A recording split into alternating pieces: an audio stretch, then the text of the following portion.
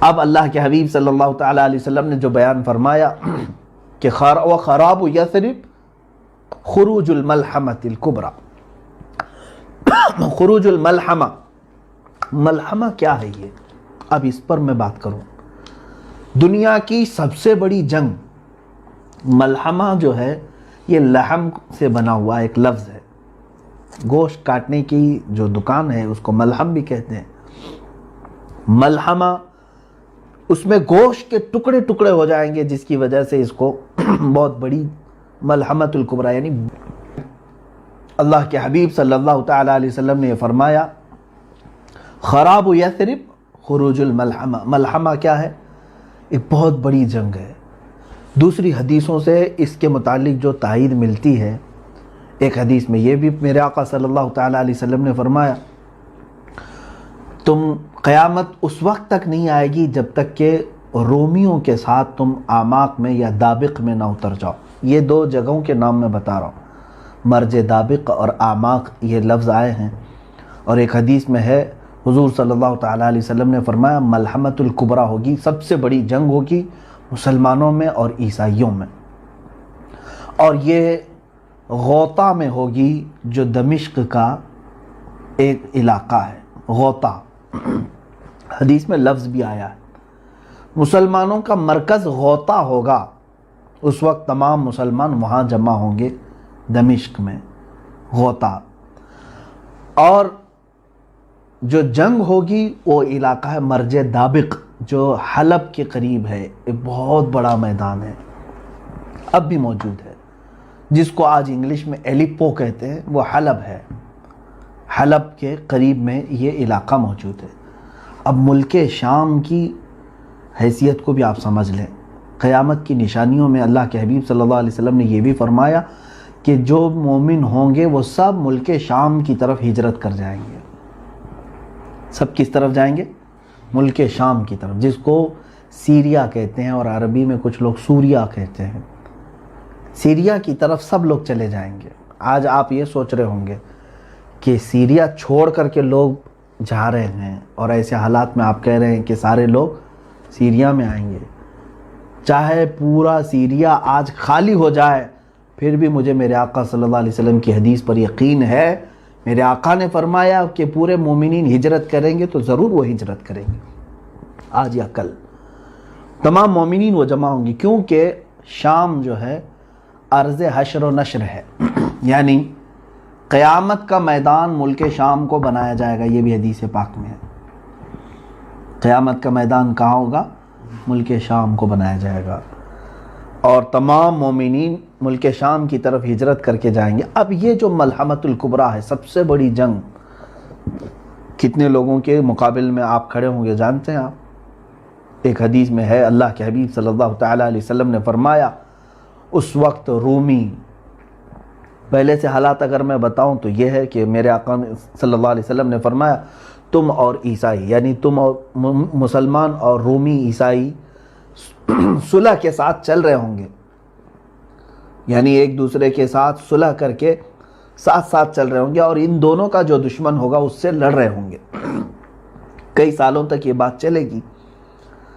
عیسائیوں کا بھی جو دشمن ہے اور مسلمانوں کا بھی جو دشمن ہے، ہو سکتا ہے وہ یہودی ہوں، اینٹی کرائسٹ جن کو کہا جاتا ہے، وہ لوگ ہوں، ان کے ساتھ لڑ رہے ہوں گے. اس کے بعد ایک دن ایسا ہوگا کہ ایک عیسائی رومی وہ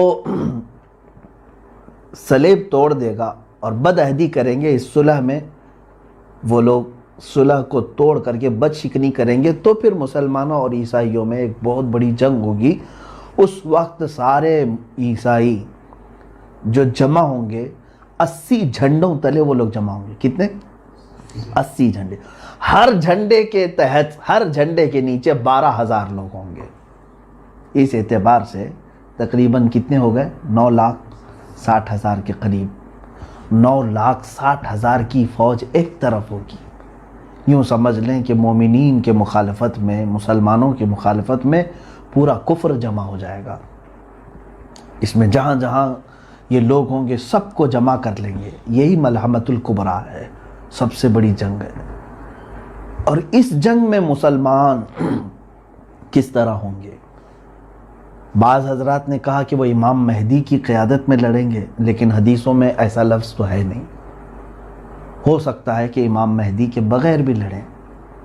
قیادت کون کرے گا، کیسے کرے گا، اس کے متعلق وضاحت نہیں ملتی، لیکن البتہ یہ بات ہے کہ ان میں سے 1/3 لوگ، مسلمانوں میں سے 1/3 کے قریب 1/3 بھاگ جائیں گے، اور میرے آقا صلی اللہ علیہ وسلم نے فرمایا وہ ایسے ہوں گے کہ اللہ تعالیٰ کبھی ان کی توبہ قبول نہیں کرے گا، وہ ہمیشہ کے لیے مردود مریں گے، ان کی توبہ کبھی نہیں قبول ہوگی، وہ جہنم میں جائیں گے، جو میدان چھوڑ جائیں گے، اور 1/3 اس میں سے شہید ہوں گے، دوسرا 1/3، یعنی 3 حصے کریں گے اگر مسلمانوں کے، تو 1/3 میدان چھوڑیں گے، 1/3 شہید ہو جائیں گے۔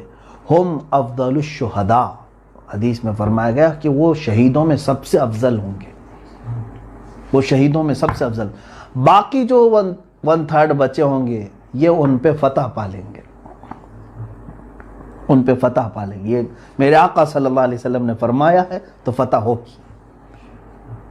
یہ ملحمۃ الکبریٰ ہے، یہ کہاں لڑی جائے گی، کیسے لڑی جائے گی، سب میرے آقا صلی اللہ علیہ وسلم نے صاف بیان فرمایا۔ اس پر اور تحقیق کرو نوجوانوں، بچوں۔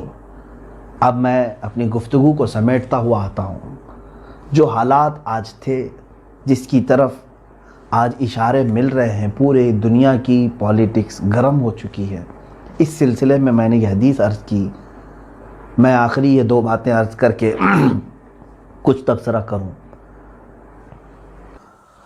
اور جیسے ہی ملحمۃ الکبریٰ ختم ہوگی، حدیث پاک کے لفظ ہیں فتح قسطنطینیہ۔ قسطنطنیہ کیا ہے؟ یہ آپ ہو سکتا ہے یہ لفظ سن رہے ہوں، حالانکہ یہ پرانا لفظ ہے اور علم والے جانتے بھی ہیں۔ یہ ترکی کا وہی شہر ہے جس کو آج استنبول کہا جا رہا ہے۔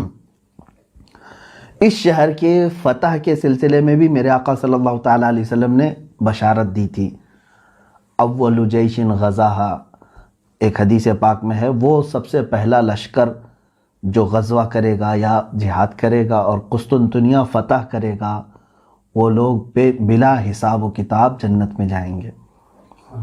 وہ فتح قسطنطنیہ جو ہے وہ پہلے کے دور میں ہو چکی ہے، حضرت عمر فاروق رضی اللہ تعالیٰ عنہ کے زمانے میں، اور اس کے بعد کئی مرتبہ جو ہے یہ شہر فتح ہوا ہے۔ سلطان محمد فاتح کا بھی نام آتا ہے اس میں، جو قسطنطنیہ جنہوں نے فتح کیا، کافروں کے ہاتھ میں گیا پھر فتح کیا، ان کے ہاتھ میں گیا پھر فتح کیا۔ اب تو چونکہ یہ ترکی کے پاس ہے، ترکی کا بڑا شہر ہے، اور ابھی ترکی میں مسلمان ہیں، اسلامی حکومت ہے، لیکن جہاں تک خدشہ میرا ہے، میں اپنی بات کر رہا ہوں، ہو سکتا ہے یہ ترکی کے ہاتھ سے نکل جائے گا استنبول شہر، یہ پھر سے عیسائیوں کے ہاتھ میں ہو سکتا ہے چلا جائے، اور ایک زمانے تک ان کے ہاتھ میں رہے گا، کیونکہ آج کے جو حالات بتا رہے ہیں، لبرلزم وہاں پر کافی بڑھ چکا ہے، جو بلکہ میں اگر بتاؤں، آپ تحقیق کریں، ترکی کی حکومت کا جو آئین ہے، وہاں کا جو نظام ہے، اس میں بھی یہ چیز موجود ہے کہ وہ ترکی کوئی ایک مذہبی حکومت نہیں، یعنی وہاں کا کوئی سرکاری مذہب نہیں ہے، بلکہ وہ جیسے انڈیا ہے سیکولر ہے، ہمارا کوئی سرکاری مذہب نہیں، اسی طرح سے ترکی کا بھی انہوں نے بنایا ہے۔ جب خلافت عثمانیہ ختم ہوئی تھی تب یہ بنایا گیا تھا اس طرح سے کہ موجودہ صدر نے اسلامی کام زیادہ کیے ہیں، لیکن آج بھی وہاں کا نظام ہے وہ سیکولر ہے، اور آج بھی بہت سارے وہاں امریکہ کے پٹھو موجود ہیں، بہت سارے ایسے جو منافق ہیں، وہ اپنے ماحول کو بڑھانے کی کوشش کر رہے ہیں۔ تو مجھے جہاں تک اندیشہ لگتا ہے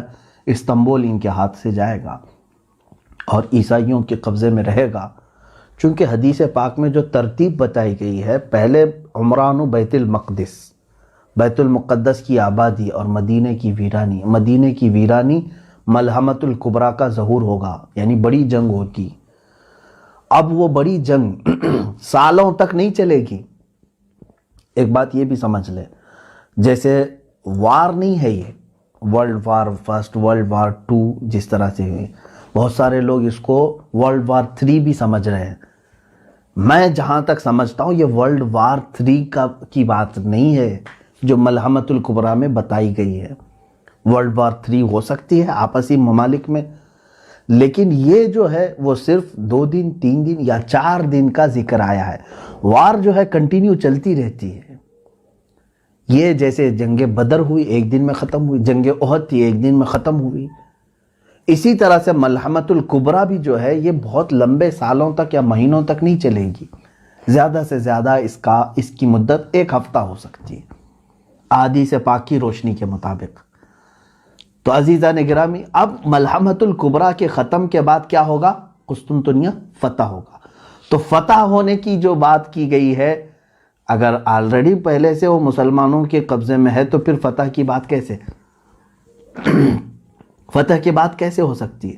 اور فتح قسطنطنیہ سے مراد اگر پہلے والی فتح جو حضرت عمر کے زمانے میں ہوئی یا سلطان محمد فاتح کے زمانے میں ہوئی، تو پھر یہ بھی ماننا پڑے گا کہ اس سے پہلے ملحمۃ الکبریٰ ہو چکی ہے، اس سے پہلے مدینہ ویران ہو چکا ہے، اس سے پہلے بیت المقدس کی یہ ساری ترتیب الٹ جائے گی۔ تو اسی لیے میں نے کہا کہ ہو سکتا ہے استنبول شہر آج کا یعنی عیسائیوں کے قبضے میں چلا جائے، پھر فتح ہوگا، اور وہ فتح کیسے ہوگی؟ جنگ سے نہیں، بلکہ حدیث پاک میں ہے وہ الملحمۃ الکبریٰ میں سے 1/3 جو لشکر تھا مسلمانوں کا، وہی جائیں گے فتح قسطنطنیہ کے لیے، اور وہ امام مہدی کی قیادت میں ہوں گے، امام مہدی کی قیادت میں ہوں گے۔ اس میں یہ بتایا گیا ہے کہ وہاں پر وہ لوگ بغیر کسی قتل کے، بغیر کسی لڑائی کے قسطنطنیہ کو کیسے فتح کریں گے؟ مسلمان نعرہ لگائیں گے، لا الہ الا اللہ واللہ اکبر، جیسے وہ ایک بار بلند آواز سے کہیں گے اس کا ایک حصہ فتح ہو چکا ہوگا، دوسری مرتبہ کہیں گے تو استنبول کا دوسرا حصہ فتح ہو چکا ہوگا، یہ حدیث پاک میں موجود ہے۔ تیسری مرتبہ مسلمان نعرہ تکبیر اس طرح بلند کریں گے، لا الہ الا اللہ واللہ اکبر، قسطنطنیہ یعنی استنبول شہر فتح ہو چکا ہوگا۔ اب جو بات بتانی ہے وہ بہت اہم ہے، بہت اہم ہے۔ یہاں تک کی بات تھی، جیسے یہ قسطنطنیہ فتح کر کے ابھی اپنی یعنی تھکان کو دور بھی نہیں کر چکے ہوں گے، اسی وقت ایک آدمی ان کے پیچھے سے یہ اعلان کرے گا کہ اے مسلمانوں، دجال ظاہر ہو چکا ہے، تمہارے گھروں میں گھس کر کے تمہارے بیوی بچوں کو ختم کر رہا ہے، تو سارے پریشان ہو جائیں گے۔ ایک آفت ابھی ختم نہیں ہوئی تھی کہ دوسری آفت آ گئی۔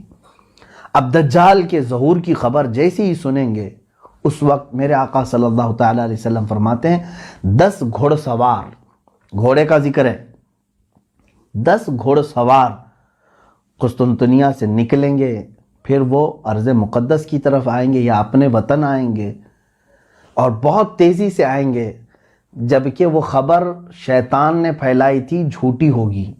پہلے جو شیطان کہے گا کہ دجال آ چکا ڈرانے کے لیے، لیکن جب وہ تمام مسلمان واپس اپنے اپنے گھر آئیں گے تب حقیقت میں دجال آ چکا ہوگا۔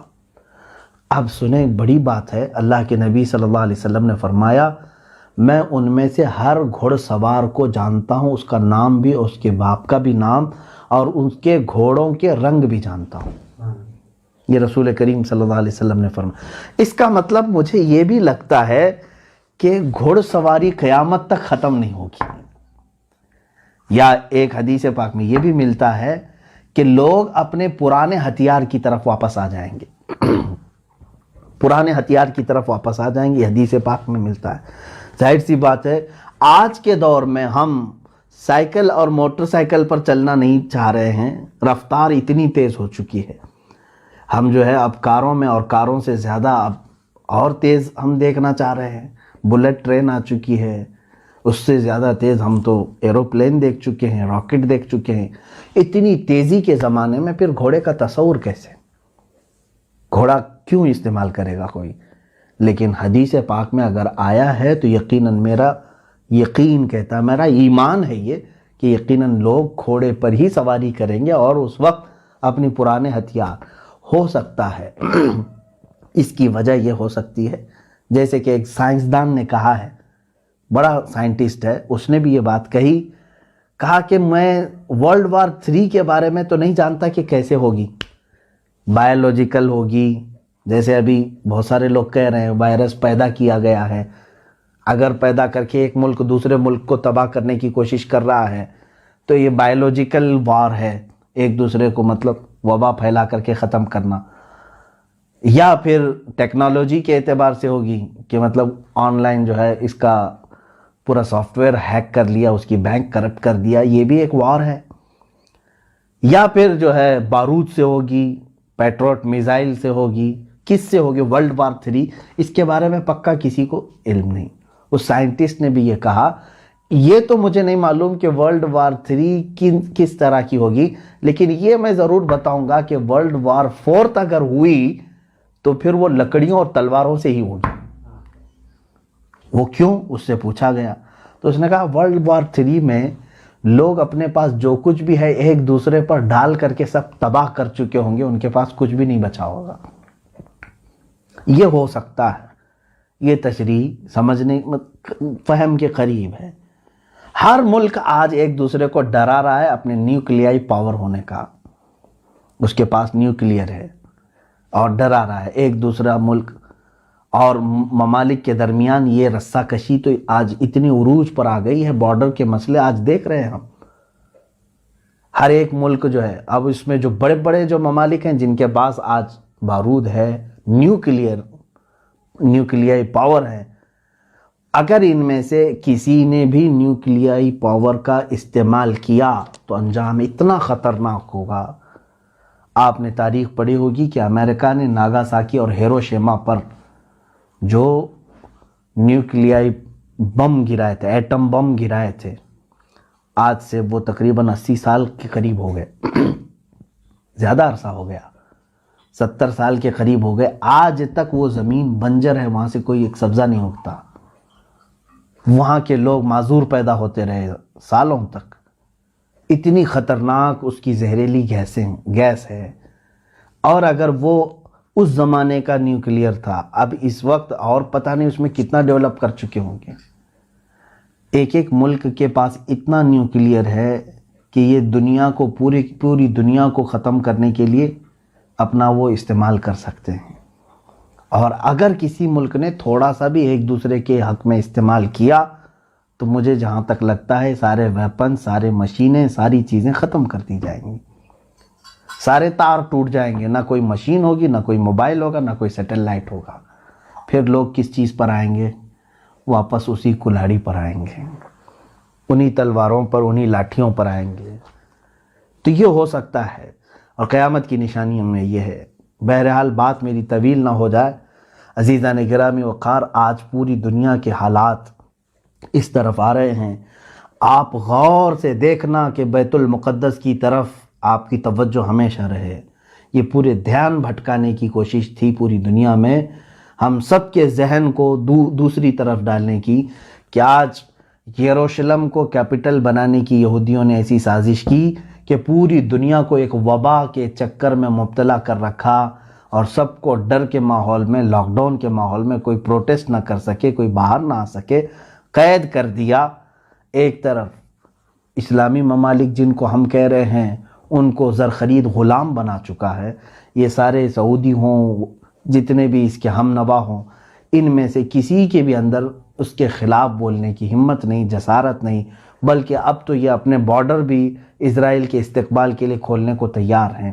ایک بات یہ بھی حدیث پاک میں موجود ہے، اللہ کے حبیب صلی اللہ علیہ وسلم نے فرمایا ویل للعرب من شر قد اقترب، تمام عرب کے لیے تباہی ہو، ویل ہے، بربادی ہو، ایسے شر سے جو بہت ہی قریب آ چکا ہے۔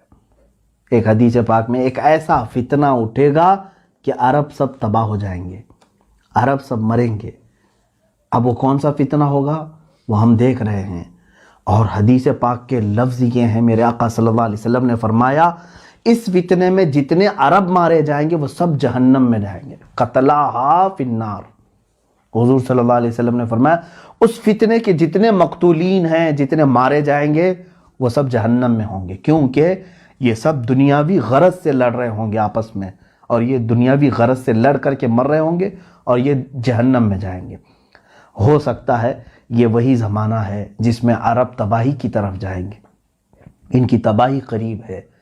اور میں نے ایک حدیث پاک اس سے قبل بھی آپ کے سامنے رکھی تھی، اللہ کے حبیب صلی اللہ تعالیٰ علیہ وسلم نے فرمایا ایک بادشاہ آیا ہوگا، اس کے مرنے کے بعد اس کی گدی کو، اس کے تخت کو حاصل کرنے کے لیے 3 لوگ لڑیں گے، اور تینوں کو وہ تخت نہیں ملے گا، یہاں تک کہ یہ قتل و خون ریزی عام ہو جائے گی، اور یہ تباہی کا ایک دہانا شروع ہوگا۔ آج کے جو وہاں عرب کے بادشاہ کی جو سچویشن ہے وہ ایسی ہی ہے۔